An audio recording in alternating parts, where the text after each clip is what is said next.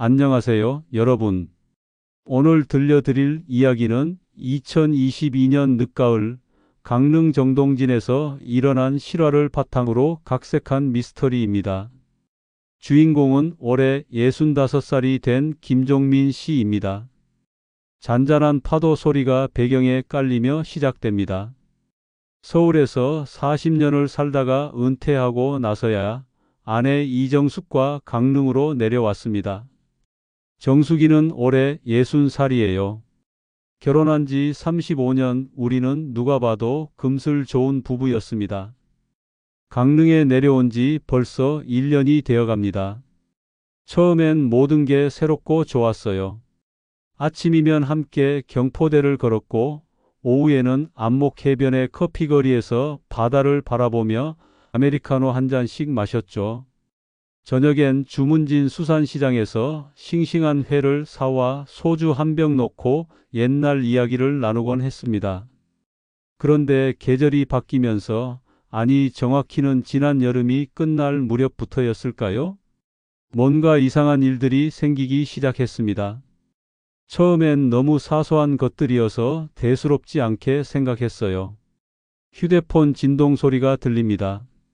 정숙이가 휴대폰을 보는 모습이 달라졌어요. 예전엔 메시지가 와도 여보, 누구한테서 왔는지 봐줘 하던 사람이었는데 어느 날부터인가 혼자서만 보더라고요. 화면을 제게서 멀리 기울이면서 말이에요. 그리고 메시지를 확인한 후엔 왠지 모르게 기분이 좋아 보였어요.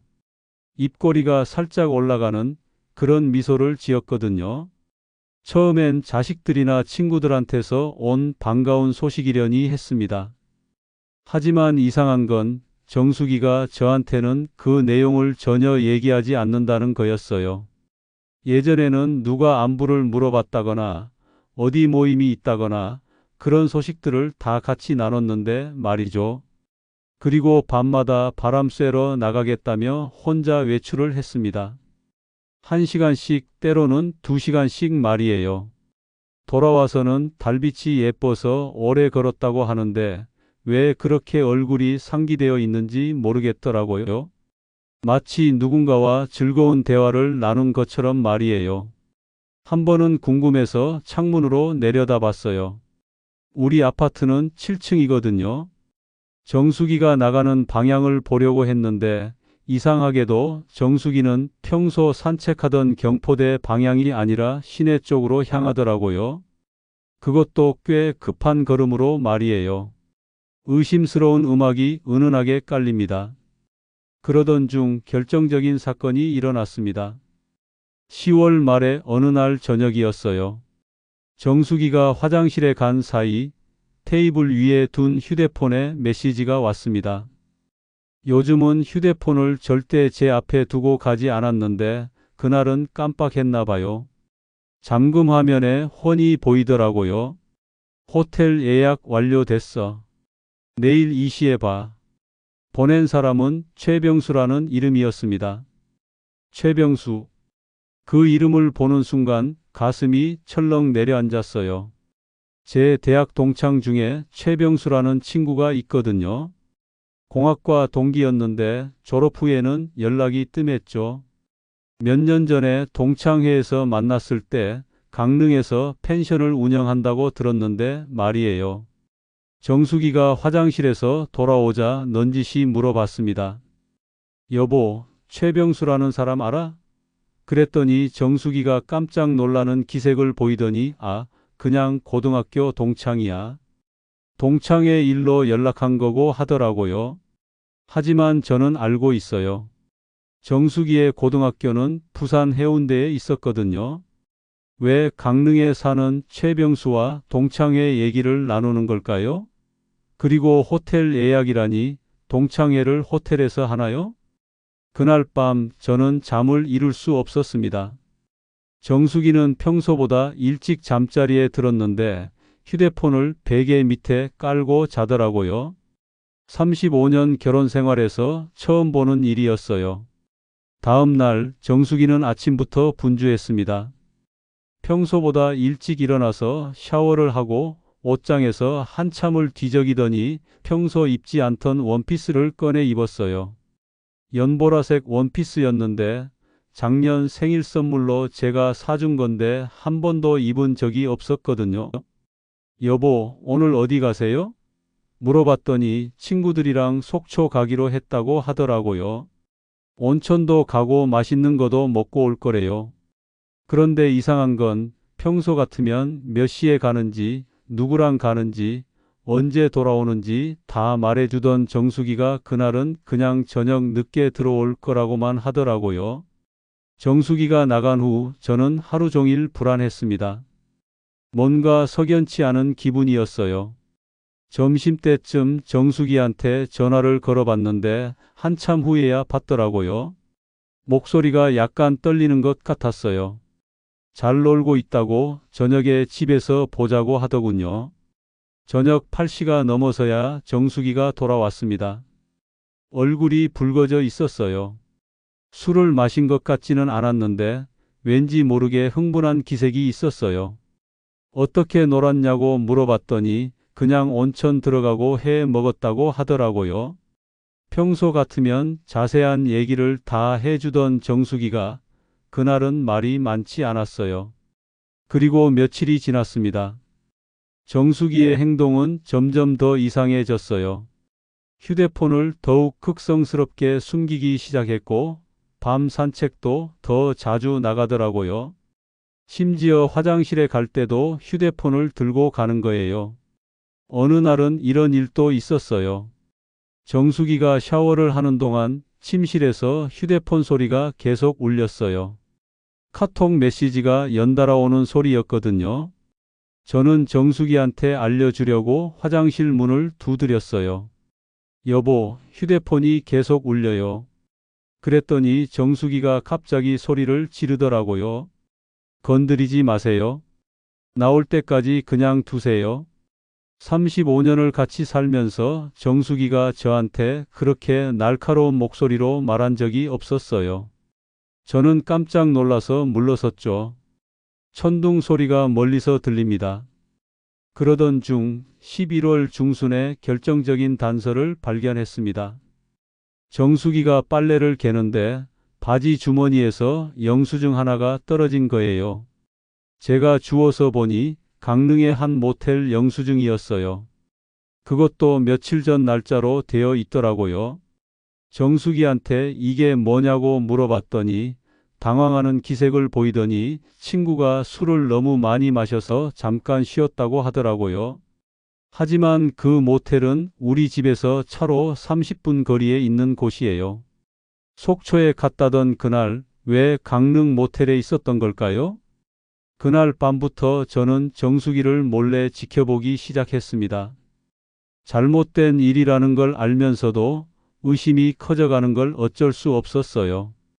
며칠 후 정수기가 또 밤 산책을 나간다고 했을 때 저는 멀리서 따라가 봤습니다. 정수기는 평소 가던 경포대가 아니라 시내 중심가로 향했어요. 그리고 한 카페 앞에서 멈춰 섰죠. 잠시 후 한 남자가 나타났습니다. 키가 크고 마른 체형의 50대 후반 남자였어요.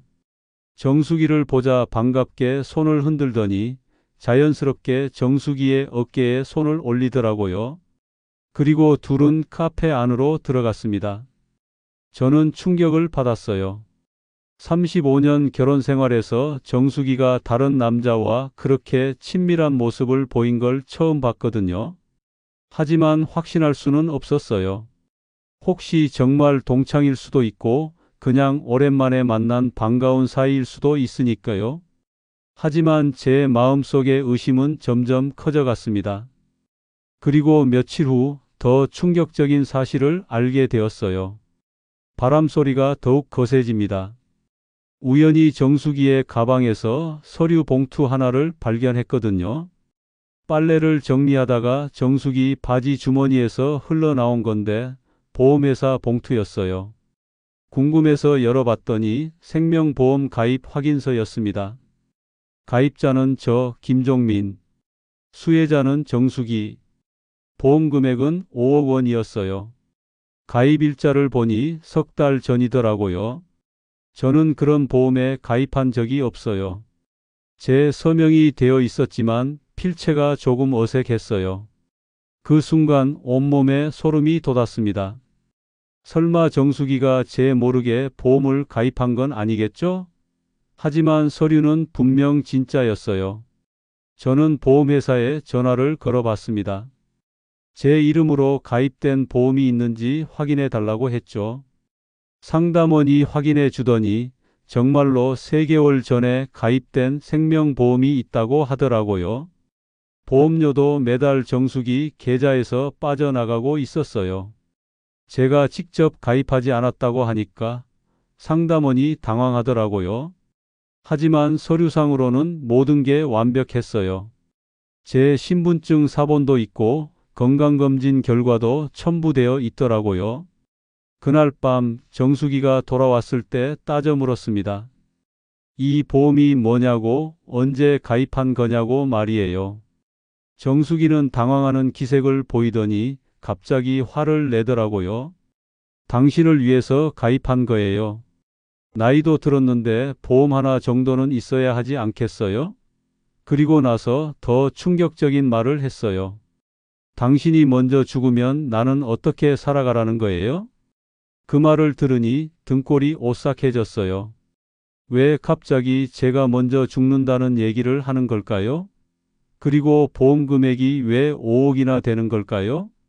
긴장감 넘치는 음악이 흐릅니다.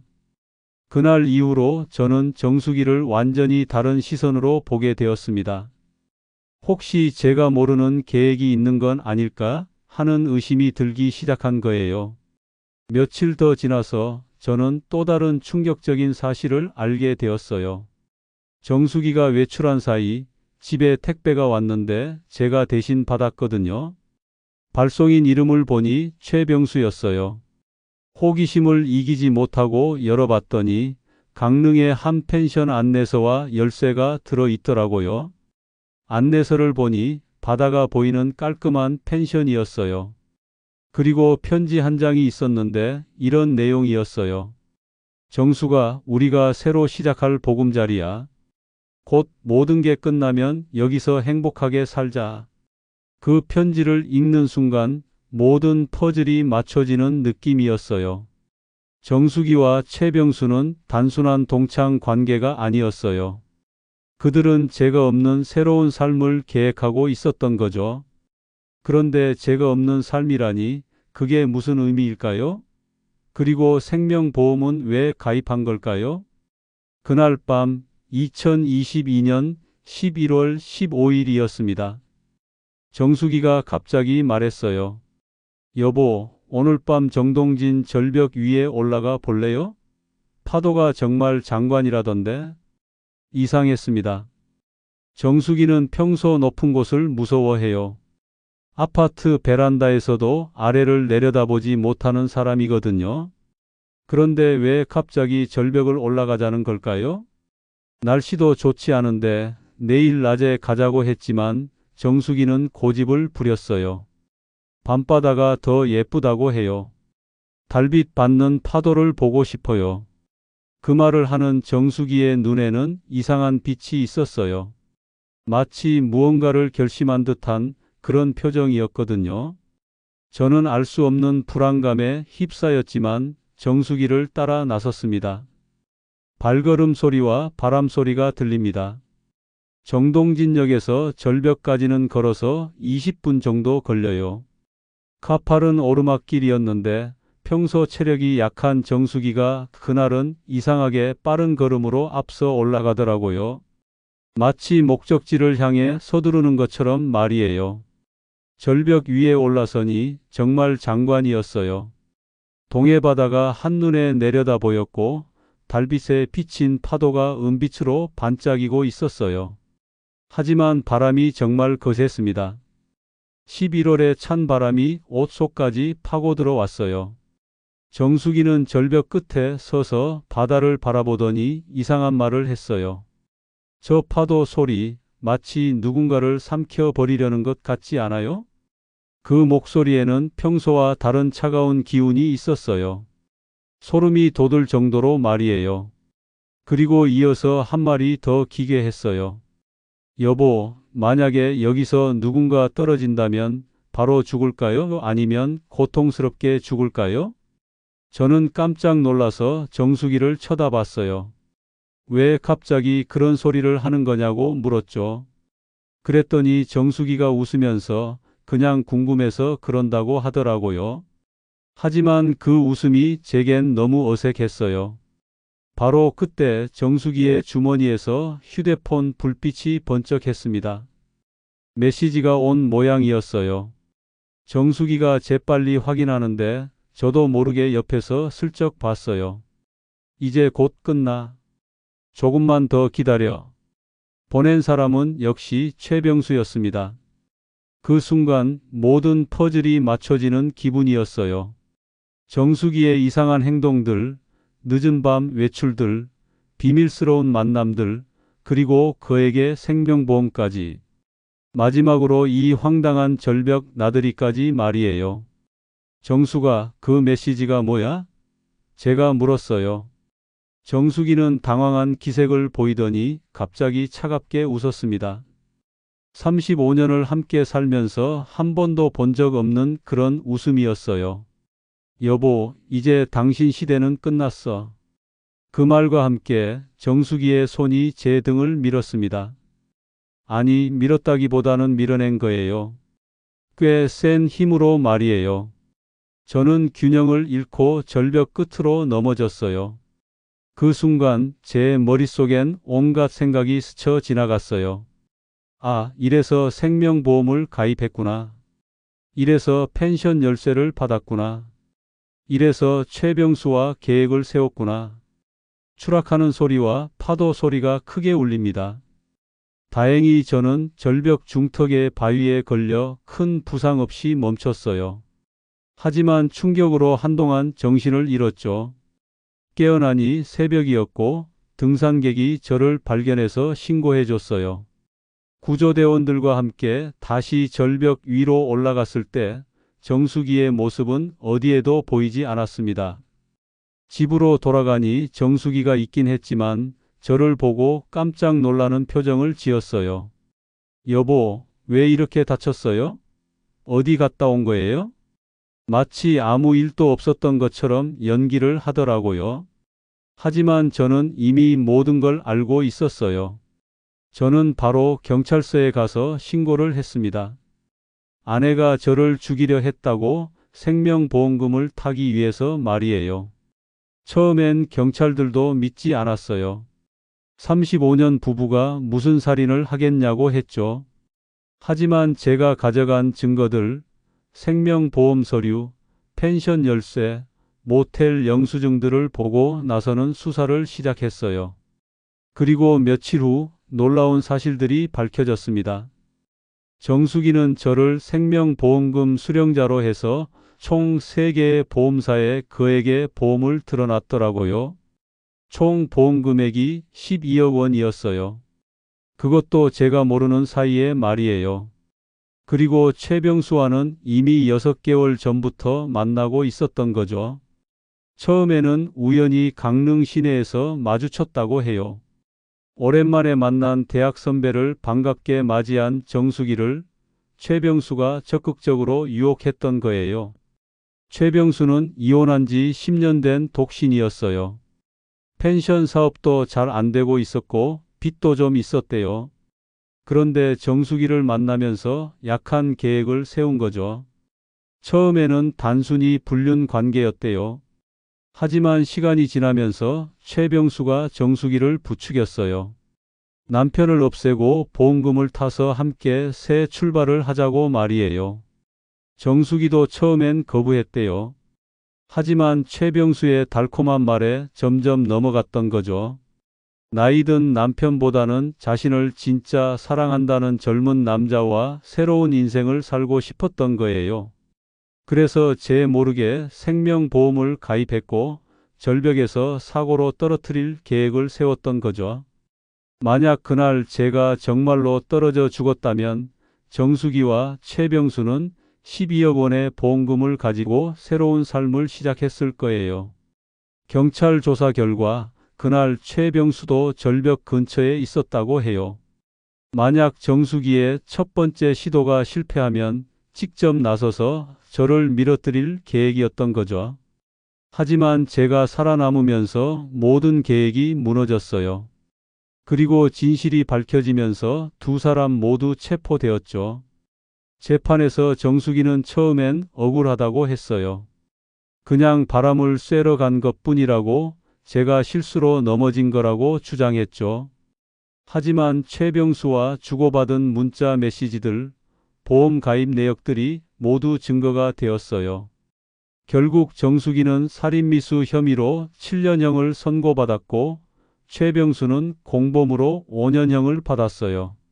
재산도 모두 몰수되어 피해 배상금으로 쓰였죠. 잠시 정적이 흐르고 잔잔한 음악이 깔립니다. 지금 돌이켜보면 정말 아찔한 일이었어요.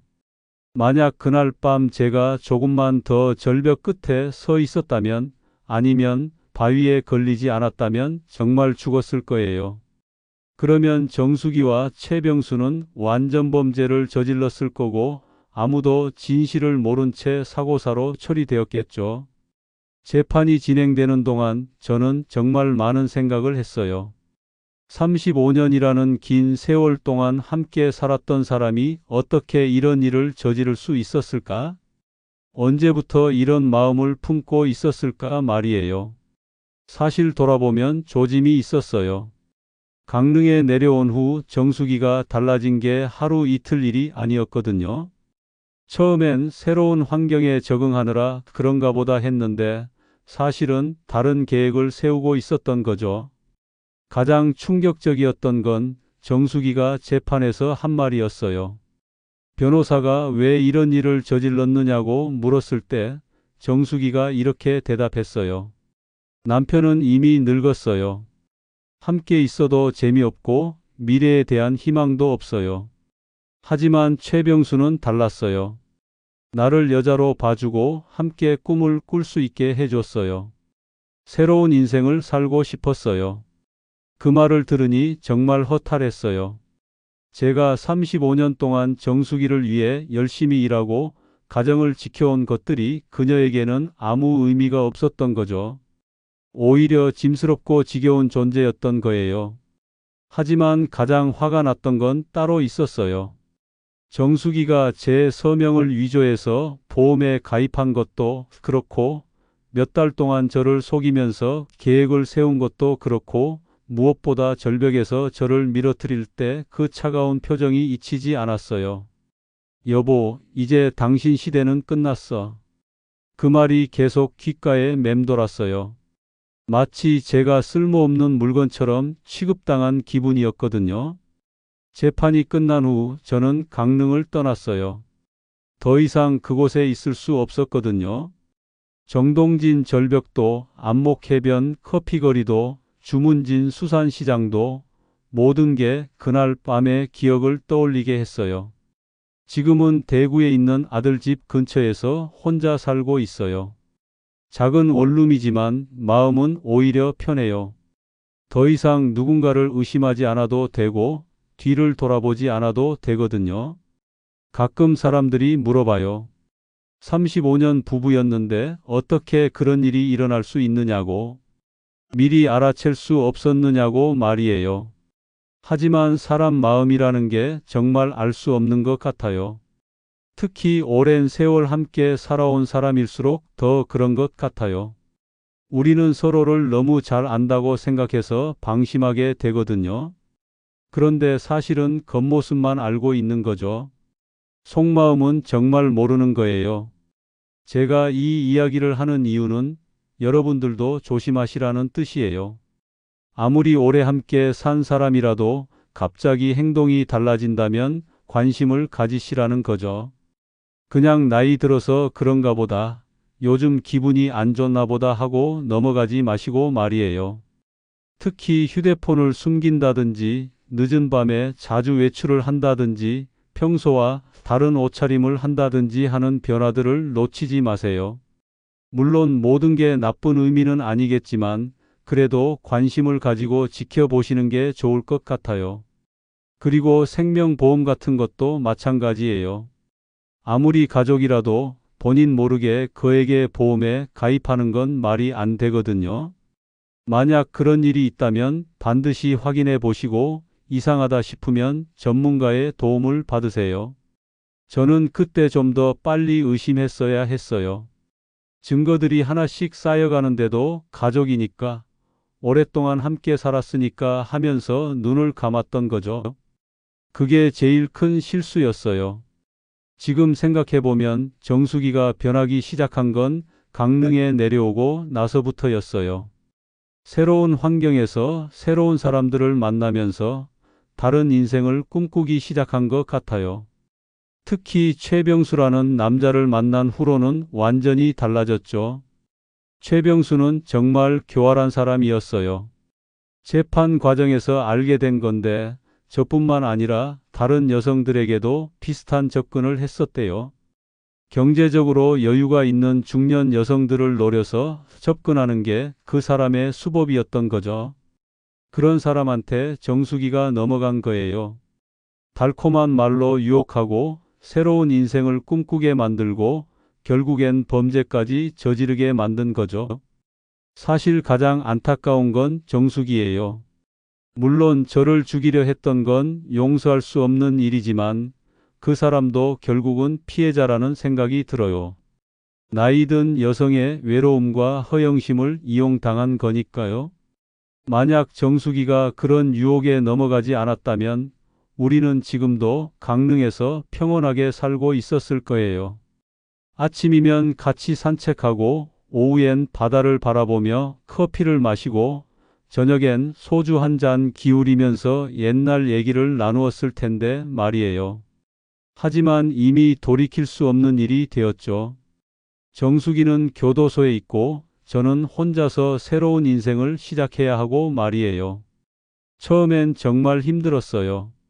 35년을 함께 산 사람과 이별한다는 것, 그것도 이런 끔찍한 방식으로 말이에요. 우울증도 왔고 밤에 잠도 잘 못 잤어요. 가끔은 정동진 절벽에서 떨어지는 악몽을 꾸기도 했고요. 하지만 시간이 약이라고 하잖아요. 이제는 많이 나아졌어요. 새로운 동네에서 새로운 이웃들과 알게 되고 작은 텃밭도 가꾸고 가끔은 동네 노인정에 나가서 바둑도 두고 그래요. 무엇보다 마음이 편해졌어요. 더 이상 누군가를 의심하지 않아도 되고 뒤를 돌아보며 살지 않아도 되니까요. 혼자 사는 게 외롭긴 하지만 그래도 안전하잖아요. 가끔 아들이나 딸이 재혼을 권하기도 해요. 아직 젊으시니까 좋은 분 만나서 새로운 출발을 하시라고 말이에요. 하지만 저는 이제 그런 생각이 없어요. 한번 크게 당하고 나니 누구든 믿기가 어려워졌거든요. 그리고 혼자 사는 것도 나름대로 괜찮아요. 누군가 눈치를 보지 않아도 되고 제가 하고 싶은 대로 할 수 있으니까요. 책도 많이 읽고 드라마도 보고 가끔은 여행도 다녀오고 그래요. 요즘엔 새로운 취미도 생겼어요. 사진 찍기예요. 동네 사진 동호회에 나가서 카메라 사용법도 배우고 같이 출사도 나가고 그래요. 생각보다 재밌더라고요. 그리고 가끔은 봉사활동도 해요.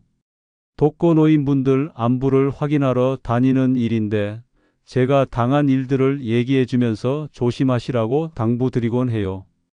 아무래도 비슷한 경험을 한 사람이니까 더 실감나게 말씀드릴 수 있거든요.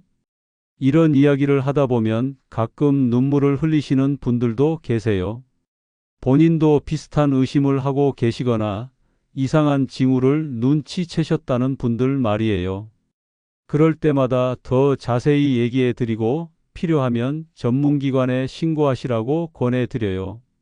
사실 이런 일들이 생각보다 많이 일어나고 있어요. 특히 요즘같이 경제가 어려운 시기엔 더욱 그래요. 보험금을 노리거나 재산을 노리는 범죄들이 많아지고 있거든요. 그래서 더욱 조심해야 해요. 아무리 가까운 사이라도 이상한 징후가 보이면 그냥 넘어가지 마시고 확인해 보세요. 특히 갑자기 보험을 가입한다거나 행동이 수상하다거나 할 때는 반드시 알아봐야 해요. 제가 이 경험을 통해 깨달은 건 사람을 완전히 아는 건 불가능하다는 거예요. 아무리 오랜 세월 함께 살아도 모르는 면이 있고 어떤 상황에서는 완전히 다른 사람이 될 수도 있거든요. 그렇다고 모든 사람을 의심하며 살라는 건 아니에요. 다만 너무 맹신하지는 말라는 거죠. 적당한 경계심을 가지고 이상한 일이 있으면 확인해 보는 습관을 기르시라는 거예요. 정수기는 지금 교도소에서 복역하고 있어요. 가끔 편지가 오기도 하는데 미안하다는 내용이 대부분이에요. 하지만 저는 탑장을 하지 않아요. 용서할 수 없거든요. 35년이라는 세월이 하루아침에 무너진 것도 그렇고 제 목숨을 빼앗으려 했던 것도 그렇고 무엇보다 그 모든 걸 계획적으로 저질렀다는 것이 용서가 안 돼요. 만약 그날 밤 제가 정말 죽었다면 어떻게 됐을까요? 정수기와 최병수는 보험금 12억 원을 나누어 가지고 펜션에서 새로운 인생을 시작했겠죠. 그리고 아무도 진실을 모른 채 제 죽음은 그냥 안타까운 사고로 기록되었을 거예요. 생각만 해도 끔찍해요. 그리고 더 끔찍한 건 만약 그들의 계획이 성공했다면 또 다른 피해자가 생겼을 수도 있다는 거예요. 12억 원이라는 돈을 맛본 그들이 또 다른 범죄를 저질렀을지도 모르거든요. 다행히 제가 살아남아서 진실이 밝혀졌고 그들이 처벌을 받게 된 거죠. 그것만으로도 다행이라고 생각해요. 지금 저는 새로운 인생을 살고 있어요. 과거의 아픈 기억은 가슴 한편에 묻어두고 앞으로의 삶에 집중하려고 해요.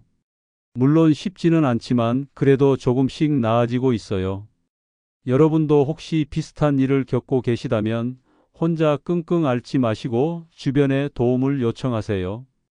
가족이든 친구든 전문기관이든 상관없어요.